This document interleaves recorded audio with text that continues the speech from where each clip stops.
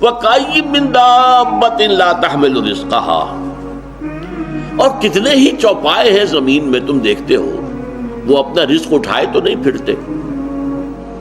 یہ پرندے جو ہیں کیا ان کا رزق ان کے پاس سٹور میں کہیں ہوتا ہے؟ حضرت مسیح کا ایک بڑا پیارا جملہ ہے سرمن آف دی ماؤنٹ میں. کیوں فکر کرتے ہو، اپنے حواریین سے کہہ رہے کیوں فکر کرتے ہو کہ کیا کھائیں گے؟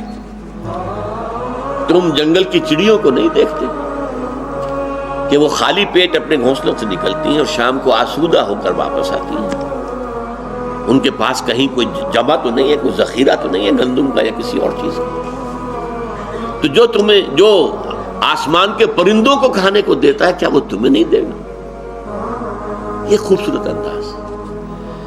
کیوں فکر کرتے ہو کیا پہنو گے؟ جنگل کی سوسن کو نہیں دیکھتے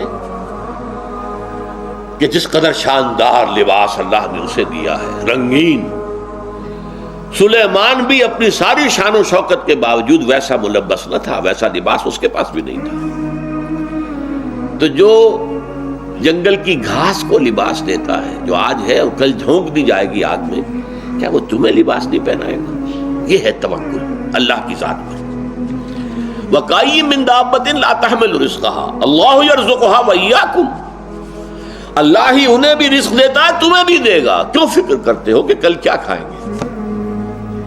آج جس نے تمہیں رزق دیا وہ کل بھی دے گا. تمہیں اس کے اوپر توکل کرو، اعتماد کرو.